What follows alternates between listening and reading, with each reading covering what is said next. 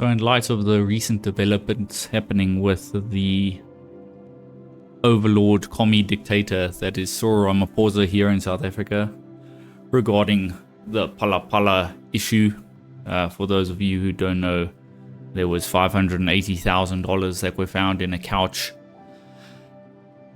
at Cyril Ramaphosa's farm, estate, premises here in South Africa. In a couch, $580,000 that nobody knows where the hell the money came from, where the hell the money was supposed to go to.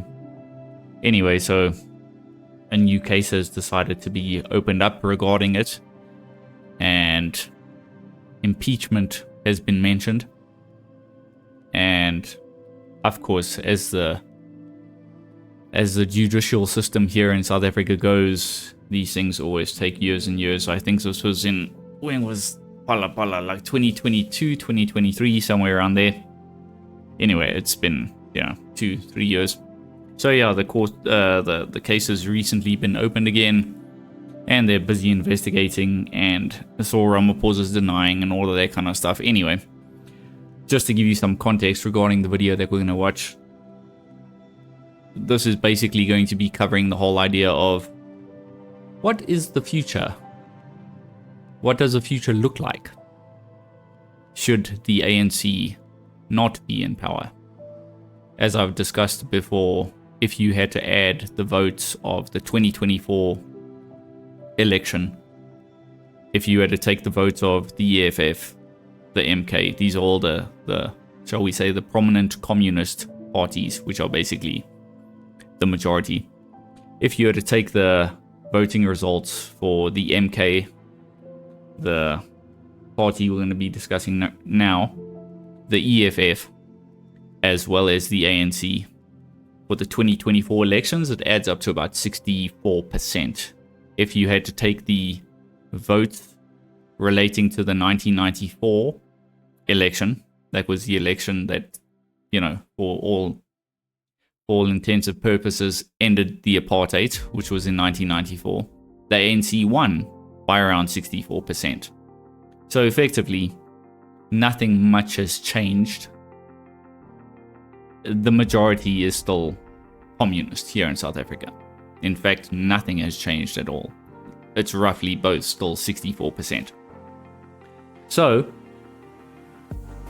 seeing as how there's so many issues with Cyril Ramaphosa, and the fact that the ANC is losing a significant amount of voters to the MK party, which is Jacob Zuma's party. They're probably not as radical, probably, as the EFF, but once again, they're equally as bad. And in fact, I would say they're probably even worse than the ANC, if that were possible. They're more radical. And again, we're dealing with commies, so it's effectively all bad. Racist commies as well, of course. Yeah. So anyway, this video is going to be covering that. Let's get into it. For a long time, the party of Jacob Zuma, the MK party, had been making inroads into the ANC's voter base. At this point, it has become so strong that they may very well overtake the ANC to become South Africa's largest party after the next general election, and maybe even govern this country in the future if trends hold. And with the ANC hemorrhaging voters and the EFF becoming increasingly irrelevant by the day, it looks like the MK party will soon be home to South Africa's majority black voter base. Now this party, the MKP, is becoming even more radical than the EFF. And this is the thing, because basically what I said just now regarding how if you had to add up all the votes, they were pretty much exactly the same as ANC at 1994. The trend is basically when one starts to subside, they'll bleed voters into the other one. The other one will rise, they'll bleed, and then, stuff will happen, and, they'll crash out and all these kind of things. And then they'll bleed voters into the next one. And the cycle will always continue with the commies will just end up garnering support from more commies. Like there'll always be a communist power in South Africa because, well, they're commies, and any idea of whiteness, you don't necessarily have to be white to have whiteness as a problem. You can be a black person and you can be considered white in your ideology, and they loathe that because it's capitalist, it's anti-communist, it's all the things that they loathe. So you'll continually have this perpetual just cycle of one party bleeding voters to another party, and then people think, oh, you see, it's changed. No, it's just one set of communists that have usurped power from another set of communists, and it's the spiral carries on, and so you'll just continually see South Africa head more and more down, because never in history has communism succeeded. They are openly arguing that South Africa's constitution as a whole needs to be abolished because, and I quote, it's too Western, too Christian, and therefore too un-African. From a major political party fundamentally represented in our own parliament, an attack is being launched on the very civilizational foundations upon which South Africa's legal order has always been built, even long before South Africa existed.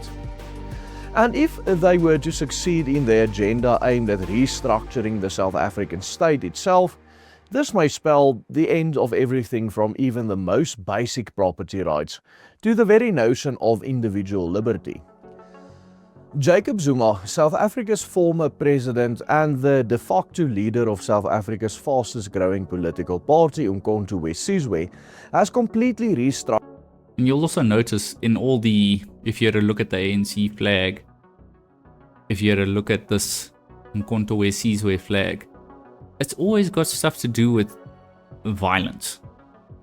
It's always portrayed with spears and spears and shields and fists clenched kind of thing.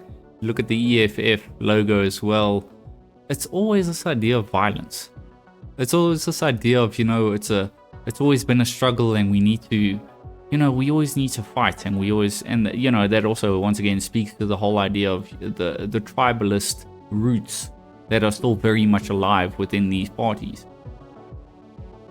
And it's so sad that, they refuse to move on from it, because they are the ones that are causing the struggle.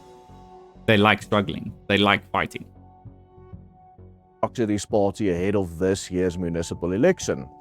He disbanded the current command structure completely and established a centralized so-called MK Party Institute, which will henceforth exercise sole discretion when it comes to the party's ideological, strategic and organizational agenda.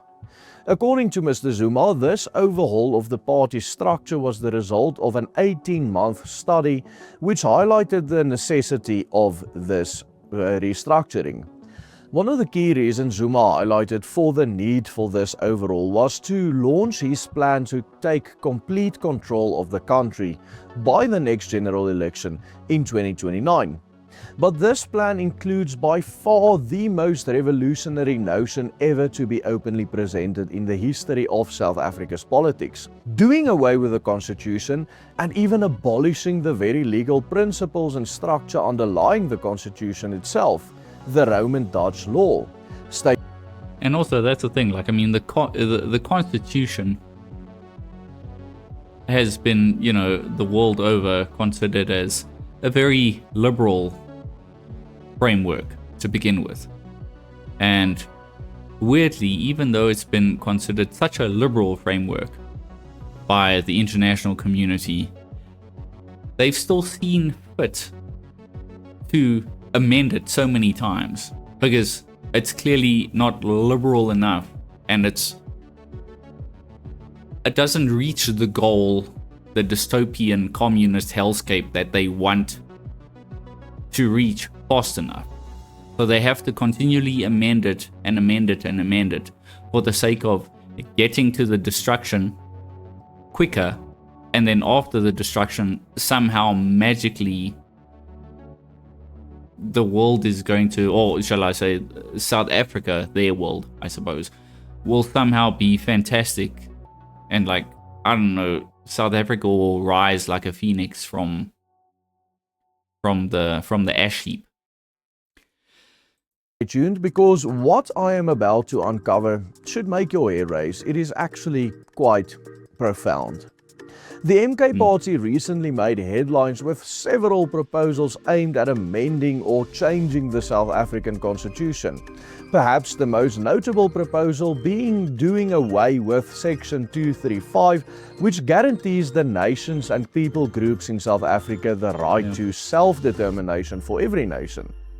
Although this section has never been fully operational through national legislation, it has long been cited in debates surrounding the rights of communities such as Orania and Kleinfontein, and even the Cape independence movements.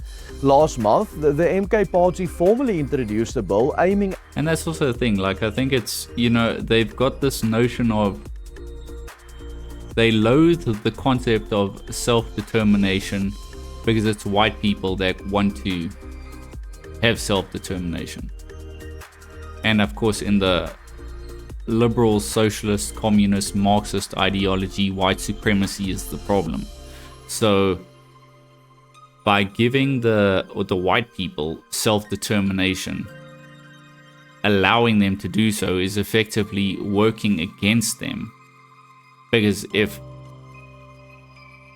the white people were responsible for apartheid and white people were responsible for all the atrocities, we can't simply allow them to get away with it.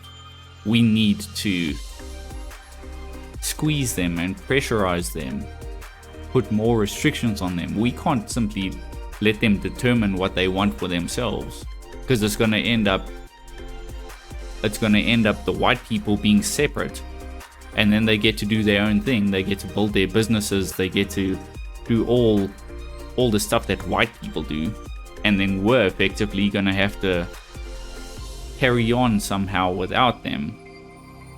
And then we can't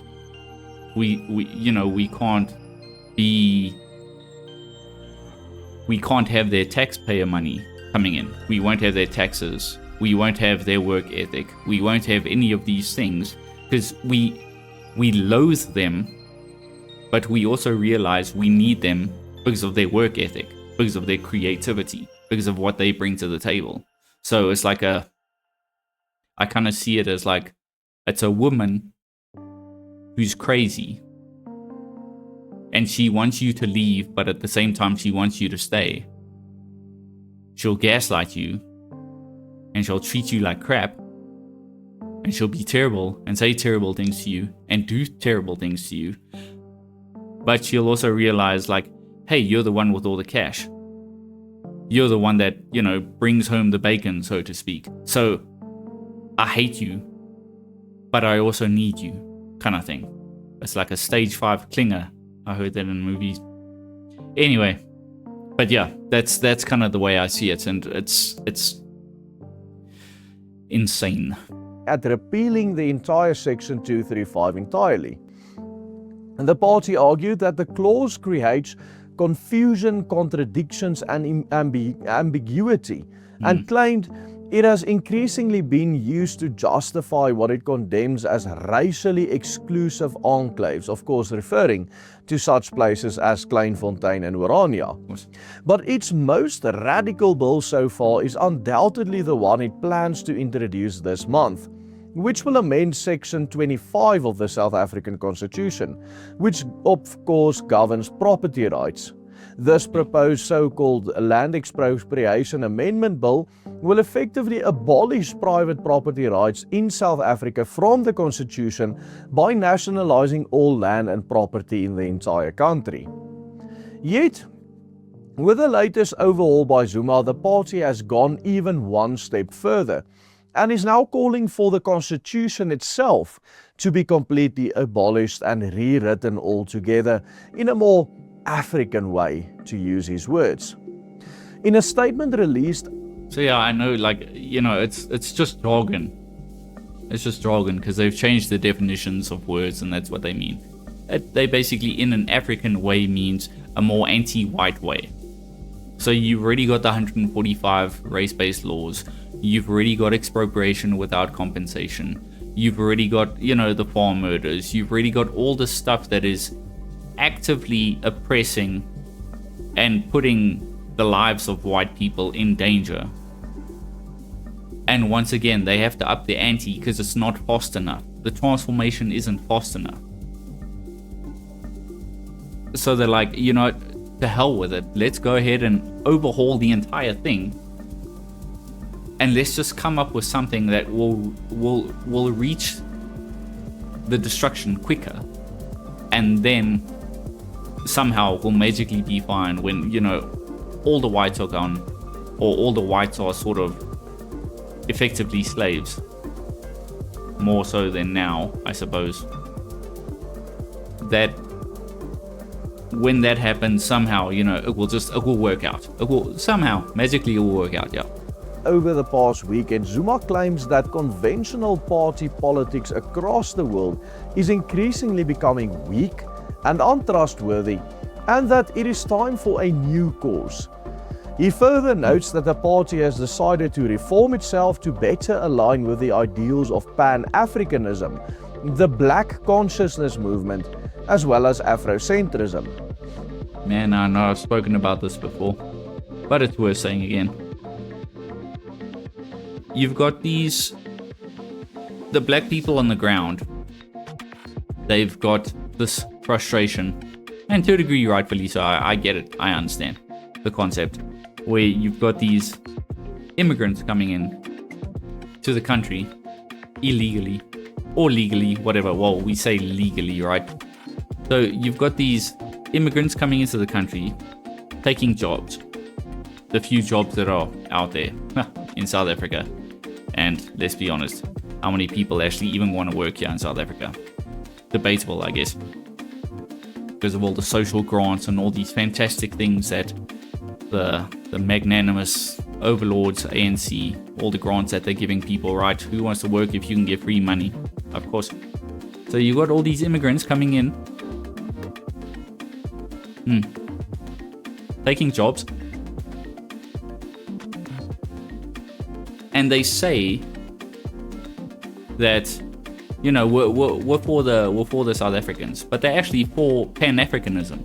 They're for the immigrants coming in. Your Jacob Zumas, your Julius Malemas, your Cyril Ramaphosa's, they're all for Pan-Africanism. They want the illegal immigrants to come in. Yet what's crazy is Jacob Zuma, once again, a Pan-Africanist. He wants the immigrants to come in. Yet, the people on the ground, the people that don't want the immigrants to come in, because they're taking the jobs and all that kind of stuff, they vote for Jacob Zuma to get into power. So they're actively voting for somebody that's working against their interests. But the white man is bad. The ideology is the white man is bad. We can't have a white man in power because of white supremacy and colonialism and all that kind of stuff. So you're effectively shooting yourself in the foot and then blaming somebody else for shooting you in the foot. But you're doing it to yourself. And then they can't understand why it's not working. It's you. It's you. Zuma then proceeds to make one of the most revolutionary statements ever recorded in the history of South Africa's politics. And he noted, "The MK Party," and I quote, "believes that South Africa requires a new constitutional conversation rooted in the aspirations, history, traditions, values, and indigenous consciousness of the African people. What is it? The liberation of the African people, or our people as he puts it, cannot continue to be governed solely through the current constitution, which was inherited by Roman, Dutch, and English legal traditions that do not fully reflect the civilizational realities and aspirations of the African black majority. Leaders of the MK Party therefore call for a constitutional order grounded in justice, dignity, and Africanism. The MK Party now argues that South Africa's legal system, including our current 1996 constitution, is something that needs to be rejected by the African people as un-African, imposed through Dutch colonialism and British imperialism, because Roman Dutch law entered South Africa through the Dutch East India Company at the Cape in the 17th century and was later blended with English common law influences under British imperial rule. White man bad. According to Zuma's MK Party, Nelson Mandela and the ANC failed to fully liberate the African man because they implemented a constitution that still maintains the legal principles inherited from Western Christendom. There you go. Christendom What as the well. MK instead proposes is an Afrocentric constitution in which ideas as private property rights, the right to life, the right to a fair trial, equality before the law, the principle that government itself is subject to the rule of... So then just by that logic,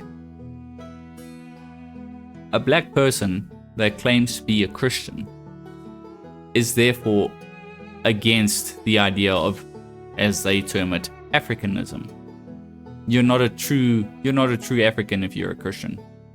Because of course, and we've heard it before, you know, Christianity, it's a white man's religion. I mean, Jesus was a Jew. He wasn't even white. Law, parental rights over their own children, the idea of liberty and freedom of association are completely done away with in exchange for something that's not Christian and white and Western, but as he puts it, African.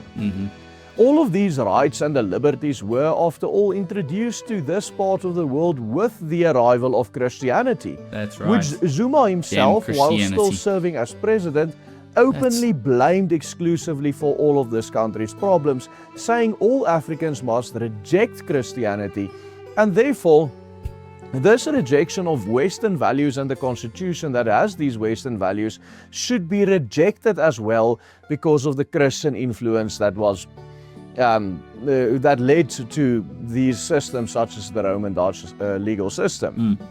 The hard reality is that once you reject the constitutional and legal traditions inherited from Roman Dutch law or English common law for that matter, and the broader Christian legal civilization that shaped the West and Europe, you're inevitably calling into question the origins of many of the most basic legal protections that ordinary South Africans today enjoy but simply take for granted. Protections such as equality before the law, independence of the judiciary, due process, private property rights, contractual freedom, protections against arbitrary state power, and the idea that government itself remains subject to the law rather than standing above it. Textus rex instead of rextus tex. All of this makes the new political plan proposed by the MK Party by far the most radical agenda ever proposed in the history of South African politics and, quite frankly, African politics in general. Because so it's laws and procedures have been put in place. They purposely go ahead and fudge the laws and procedures that were put in place for the sake of saying, you see, the laws and procedures are bad. They don't work. So what we need to do is we need to get away with it, do away with it, and we need to write new ones that will work. And everybody's like, yeah, we can see that they don't work because we've been trying, 32 years and we're not getting it right. So it must be the laws and procedures, not the execution of them. The laws and the procedures are actually systemically at fault. So we need to do away with it. Never mind the fact is, no, you're not doing it correctly. Never mind the fact is, no, you're purposely misapplying them. You're purposely being biased in your communist way of thinking. You're messing them up on purpose so that you can rewrite the entire framework to suit your communist dystopian agenda. Great. Because none of the African countries that were liberated or decolonized or whatever you want to call it ever done away completely with Western legal systems. Every single country in Africa is still run by a Western legal system and even a Western political system. All political systems that these countries and the parties governing them adhere to were in fact thought out and shaped and even invented in the West or in Europe or in the Western world. Even the ideology that Zuma himself holds, which is Marxism, is also fundamentally coming from the West and not from Africa itself. Although his party had put an African spin on it by calling it Africanism or Afro-Marxism or Pan-Africanism, as he put it in his own writings. But that's the thing, we was kings, level, right? The issue so here actually, pertains to the Marxist heart of the communism battle actually between liberty, belongs to which black was, people. They came up with it. which had been the soul of the Western political thought for many centuries now, and tyranny. Because what the MK ultimately envisions with these plans for 2029 is an African dictatorship where the idea of the rule of the law is completely abolished. Yep. And the scariest part of all of this is that if current trends continue, the MK party has a very real chance of actually winning the next general election scheduled to be held in 2029. You see, the ANC and its daughter parties, if you want to call it that, has never really lost any votes. Yeah. If you count the amount of votes that the MK party, the EFF and the ANC together had received in the last general election, and you look at the amount of votes the ANC had, or the percentage of votes the ANC had when they started taking power in South Africa, that number stays exactly the same. Exactly. The only difference is that now the ANC or Afro-Marxist vote share, or you can even call it the black majority vote share, is split up between these three parties. Exactly. But the MK party, if trends continue, may very well be able to reconsolidate this black majority voting bloc behind them as a party, because black people or black voters have shown that they are not willing to vote for a party such as the Democratic Alliance, who never received more than 4% of the black vote in this country. Black voters are increasingly getting fed up with the ANC, and they are looking for something different, something promising a better life for them, quite frankly. And the MK party... Different, yet exactly the same. Exactly the same, yeah. No, go for it, man. is positioning itself to be that vessel, to be that hope for the black majority vote in this country, and they are quite successful at it, getting millions of votes away from the ANC. The party grew into the third largest party in the country after having been founded just mere months before the last 2024 general election. Oh, man. And according to a poll published 3 weeks ago, Jacob Zuma is the single political leader in South Africa inspiring the highest level of trust among voters, putting Zuma on course to again, the highest level of trust.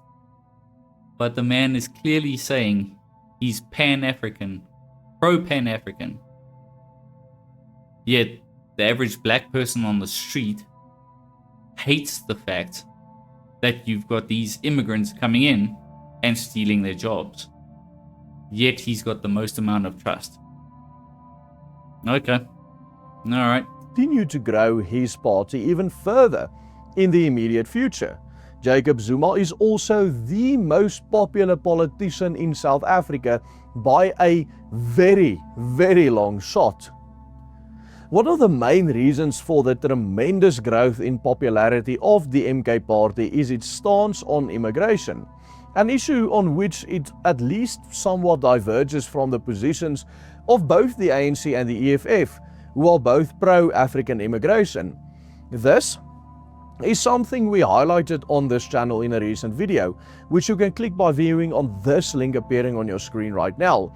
And there you can see why the MK party is smart in their stance to not endorse immigration from other African countries, because the populist position in South Africa currently is heavily anti-immigration, thus positioning Zuma or Jacob Zuma's party as the only party buying into this popular sentiment. So click on this link if you want to watch that video. It was a very interesting analysis and study. And please consider supporting the work we are doing here on this channel and at the Willem Petse Group in general by becoming a paying member.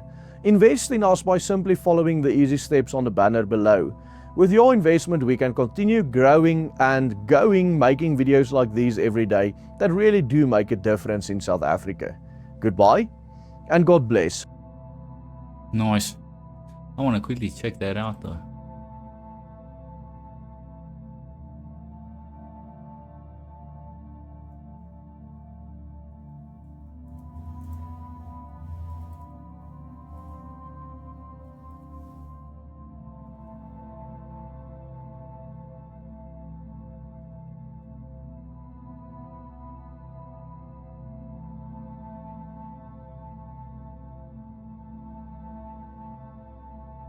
He has consistently promoted himself as a pan-Africanist, emphasizing African unity, economic sovereignty, and resistance to neo-colonialism. His presidency prioritized African advancement and Pan-African solidarity, and he has recently teamed up with Burkina Faso's president Ibrahim something to advocate for the liberation of Africa from foreign influence, praising something's vision for a self-reliant and united Africa. He has also mediated regional conflicts in Zimbabwe and actions framed as Pan-African solidarity. However, his Pan-Africanist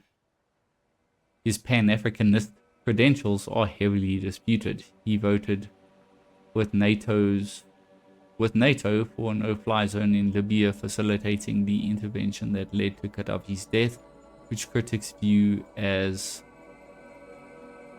aligning with Western imperialism. Okay, so it seems to be disputed. His leadership has been linked to xenophobic violence. Okay, so it's kind of disputed, so he's a bit of a dark horse in that regard. Fair enough, but it still doesn't necessarily change the fact that, along with all communist dictators, they always claim to be about the people, but they're never really about the people. They are more concerned about, once again, their own interests. So yeah, that is what we can look forward to should the ANC go down and the MK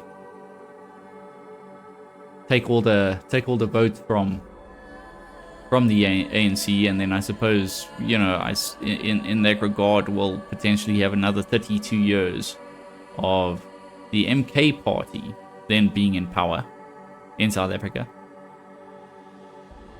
And then I suppose for the next 30 odd years, perhaps the voters will bleed from the MK party potentially to the EFF after they go down under.